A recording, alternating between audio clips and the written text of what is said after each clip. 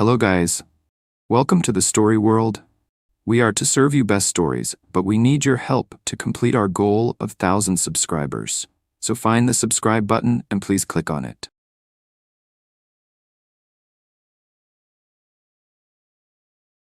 The jungle was a black ocean by the time the sun dipped below the horizon, swallowing the ridge and its ruins behind them. The group had found a hollowed-out gully to take cover in for the night, far enough from the plateau to hopefully avoid another direct encounter. But every sound, the whisper of wind, the distant cry of unseen animals, the rustle of leaves, felt like a harbinger of doom.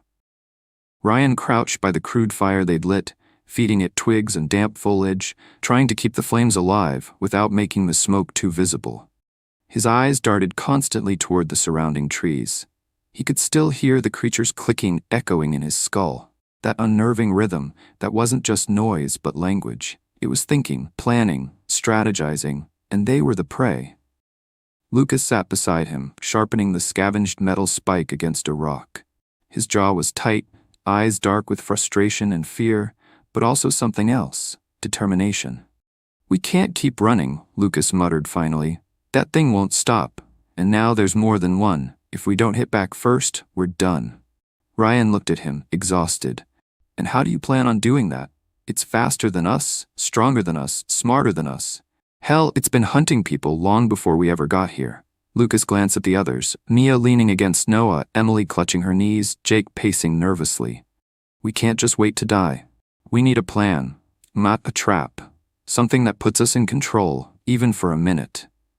Ryan opened his mouth to argue but stopped, because deep down he knew Lucas was right. Running had gotten them nowhere but closer to death. "Fine," Ryan said finally, "but it's gotta be smart. That thing thinks like a hunter. We've gotta think smarter." The group spent the next day preparing. Every moment was tense, every snapped twig a potential sign of the creature's return. But they had one small advantage. The ruins on the ridge had provided tools. Metal spikes, pieces of broken fencing, heavy rusted chains, even a battered length of wire from the collapsed radio tower. They could make something from it all. Lucas explained the plan while drawing lines in the dirt with a stick. "We've seen how it stalks us, how it studies us before making a move. We can use that. We'll set a trap near the riverbed, where the mud is soft enough to hide the spikes. We leave bait, something to draw it in, and when it steps into the trap, it gets impaled. That gives us a chance to finish it." Jake frowned. "What's the bait? We're not exactly carrying stakes in our backpacks." Noah glanced uneasily at the group. "Blood," he said. "Predators hunt by scent. It already knows ours. We can make it think one of us is injured, alone, an easy kill." A cold silence followed his words. "I'll do it," Ryan said finally. "I'm already the one it's been watching the most. If it's going to come for someone, let it be me." Mia's eyes widened. "Ryan, no. You saw what it did to the other group, what it almost did to us. If you stand out there," she couldn't finish the thought. Ryan forced a small smile, though his stomach churned. "If we don't try this, none of us leave this island alive. At least this way, we have a chance." By dusk, they had their trap set. The riverbed ran dry this time of year, leaving cracked earth and soft mud in certain patches.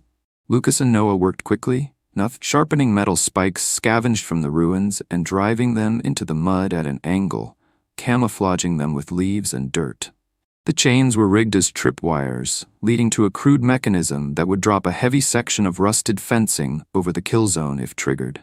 It wasn't perfect, it wasn't even reliable, but it was all they had. Ryan smeared a shallow cut on his arm with river mud, creating a trail of blood drops leading into the trap. His hands shook as he worked, every primal instinct screaming at him to stop, to run, to hide. But fear was a luxury they no longer had. As night fell, the group took their positions.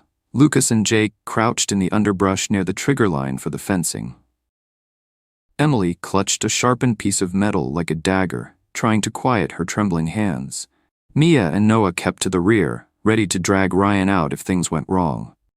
Ryan stood in the open center of the riverbed, heart pounding, torchlight flickering around him. The jungle was too quiet. Even the insects had gone silent, as if the whole island held its breath. Then came the sound they all dreaded. Click, click, click, click, click, click. The rhythm was deliberate, closer than they'd expected. The darkness beyond the trees seemed to shift, the shadows alive. Ryan swallowed hard, his breath misting in the cool night air. "I know you're out there," he whispered, though his voice trembled. "Come and get me." It emerged slowly this time, creeping along the tree line like a phantom. Its glowing eyes locked on Ryan, head tilting unnaturally, analyzing him. It moved closer, the clicking growing louder, faster, but its posture was strange, low to the ground, cautious, as though it sensed something amiss. Ryan's stomach dropped. It knew. The creature stopped just short of the trap, sniffing the air. Then it did something none of them expected. It straightened to its full, horrifying height and let out a guttural, bone-chilling scream, not a hunting cry, but a warning, and the jungle answered. 2 more pairs of glowing eyes appeared in the darkness. Then 3, then more, clicking in eerie unison. "Oh God," Emily whispered from the brush, voice cracking. "There's more than one. There's always been more than one." Ryan froze in terror. The trap was designed for one creature. Against a pack, they didn't stand a chance. Before he could react, the first creature lunged, not at Ryan, but at the ground just outside the trap. It slashed the earth, exposing one of the spikes they had hidden.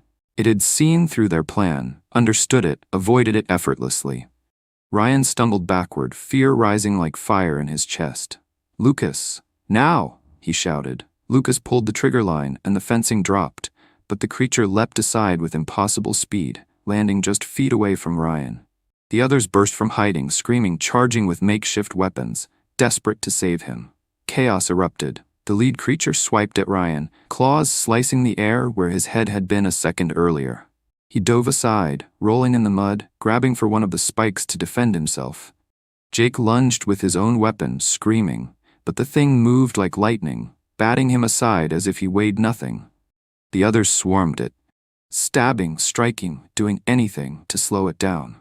The jungle erupted in snarls and clicking as the other creatures closed in, surrounding them. One of the beasts slammed into Noah, knocking him into a tree.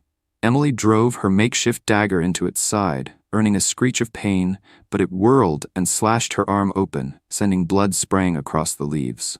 Ryan finally drove a spike into the lead creature's leg, the metal sinking deep. It shrieked, a horrible human-like sound, but even wounded it didn't falter.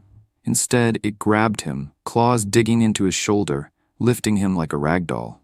For a terrifying moment, Ryan locked eyes with the thing, and he saw it thinking, calculating.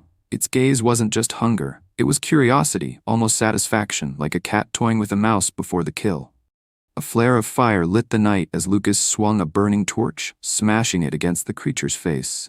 It dropped Ryan with a screech, retreating a few steps, its flesh smoking but not burning.